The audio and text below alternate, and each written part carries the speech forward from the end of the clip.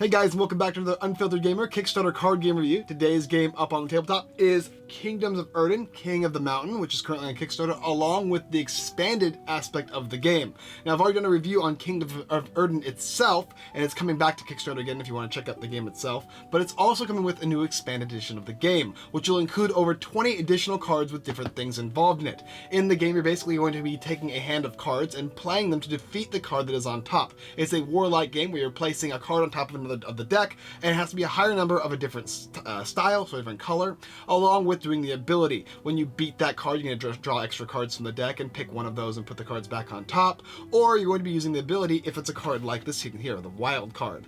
In the game, the expanded edition is going to come included with a bunch of other cards like scrying stones, additional character cards, and things that were in the original game like the sixes that now have abilities all on their own. We're going to talk about specifically the expanded content as well as an explanation of how to play the game, just in case you haven't seen the last video. Luckily, if you're here on the Kickstarter campaign page and not on my actual YouTube video, you can actually see the game currently on here by a little review of the game. If not, you can go ahead and search our site for it to see exactly how to play the base game as it is. But with this, we'll include the expanded content, so let's go ahead and take a look at the game. So here we are again at Kingdoms of Urden, King of the Mountain, but I'm going to talk about the expanded content. Now, you know about the base content already. If you don't, you can check out another video where it has the knights and the priests and the archers and all this kind of stuff, right? And they all do different things when you're going to be playing them from your hand.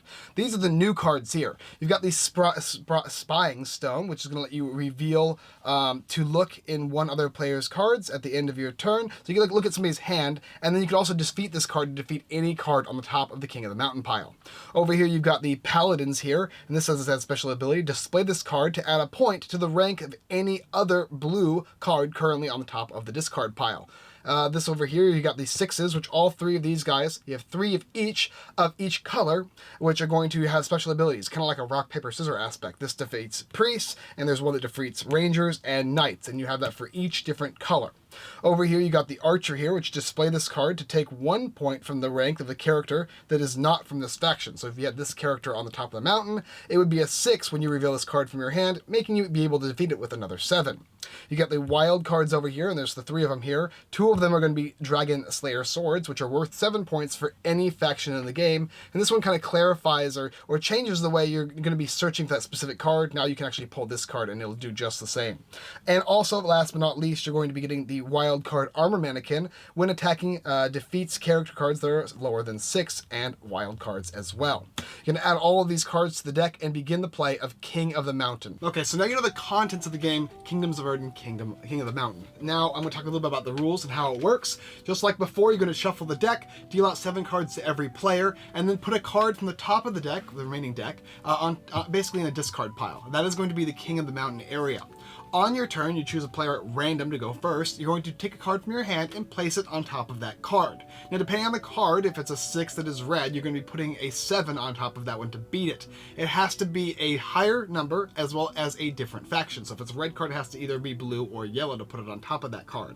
Not only that, but you're also going to do whatever special ability is, provided that you can. Some of them are going to let you do certain things, some of them won't, or they're going to be special things where you're going to be showing them from your hand and whatnot.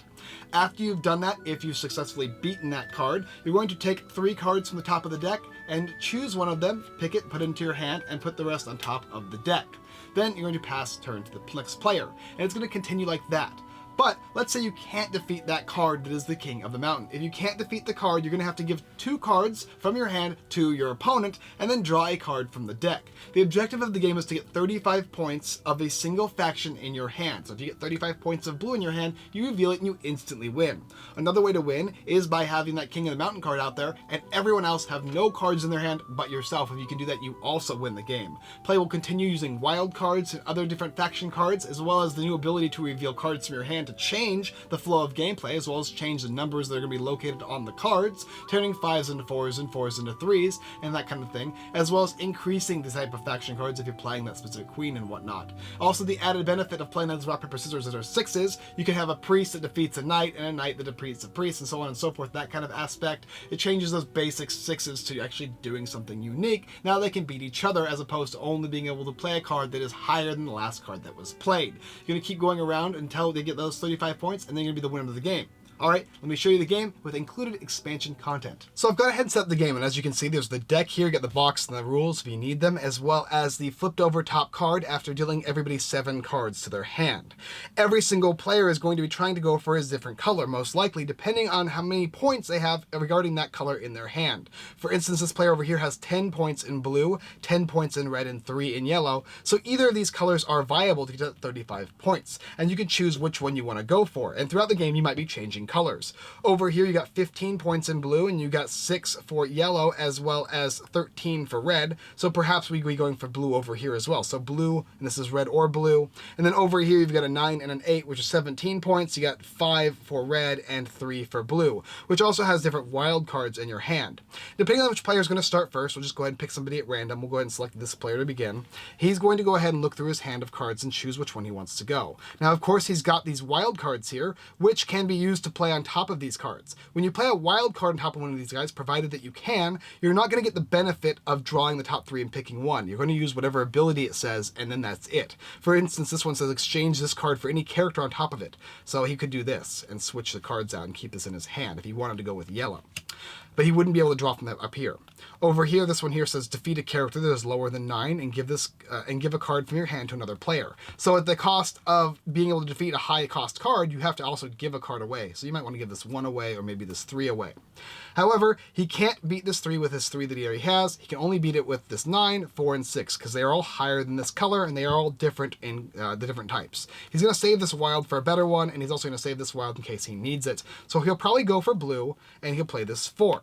And this says trade this card for any other card from of this faction from on top of the discard pile. So if there was a 9 that was red, or a 5 or a 6 or whatever, he could switch this card out and take that. He would also still be winning, so he'd also get to search through the deck, but he's not going to do that because he can't. So instead, he's going to end his turn by drawing the top 3 cards and selecting one to put in his hand.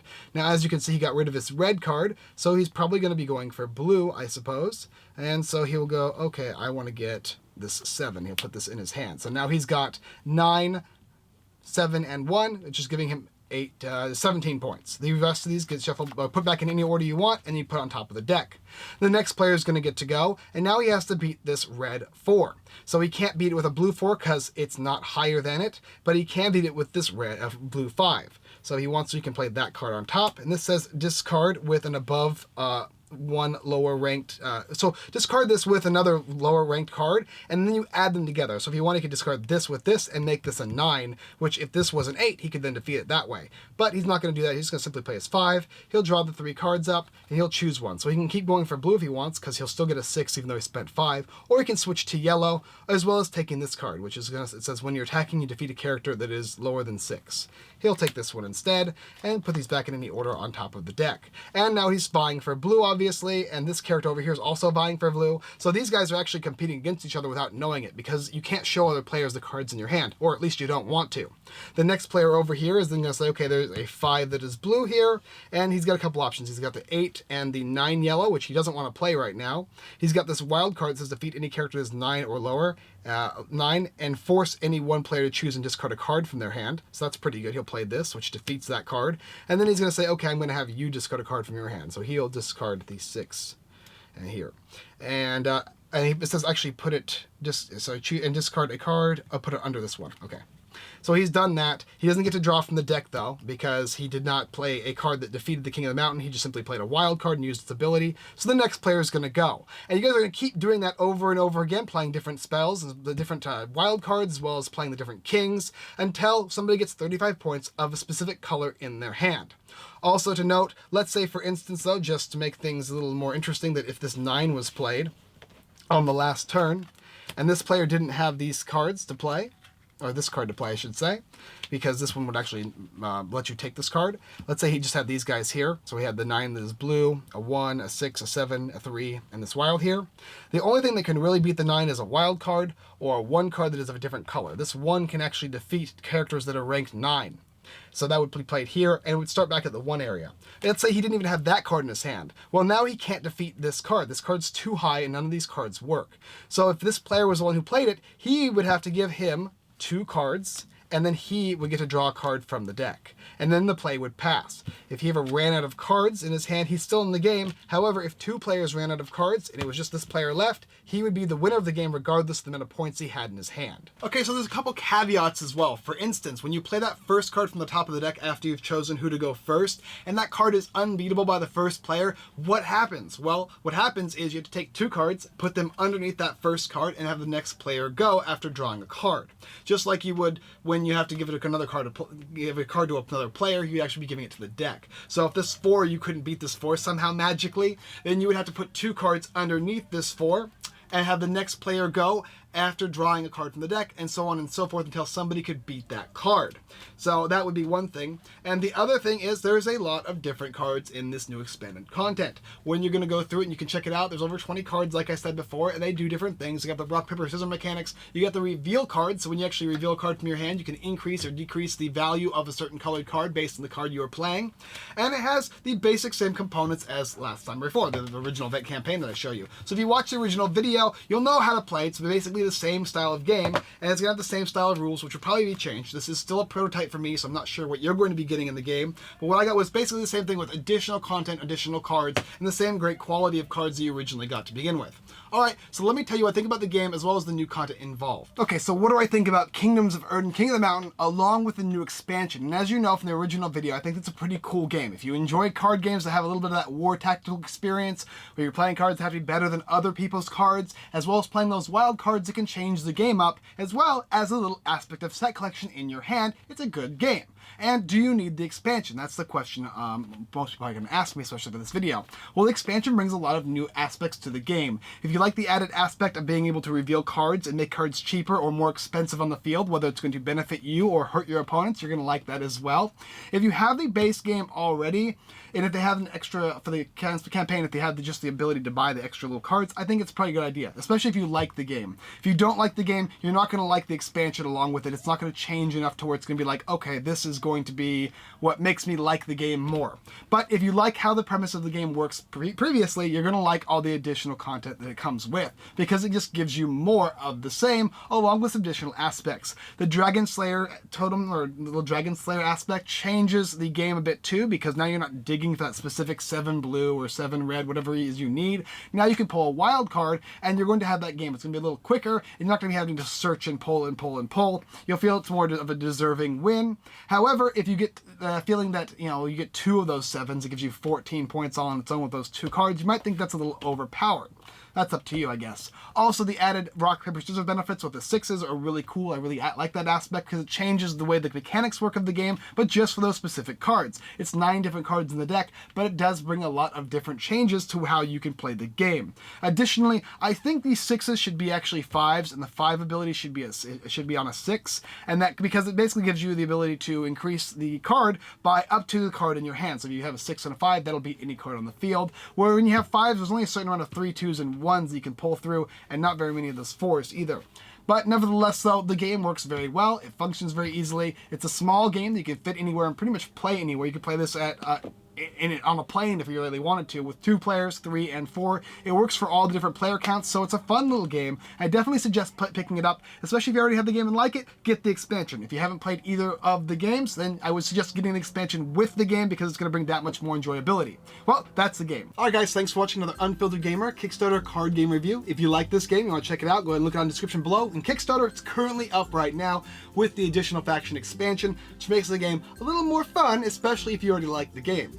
And I also suggest going ahead and checking out our affiliated sites, everythingboardgames.com and The Giveaway Geek. They got tons of giveaways, blog posts, and more, as well as my own site, unfilteredgamer.com. We have our big Kickstarter list, as well as the giveaway we're currently giving away, which is for a post-apocalyptic game. You might be interested in that. Here it is. Also, go ahead and check us out at our YouTube channel here, and like and subscribe for us, please, as well as all the videos. You can check out all our content right here on YouTube. Alright guys, well, that's all I got for the video this time, and as always, we thank you, and we look forward to seeing you guys next time.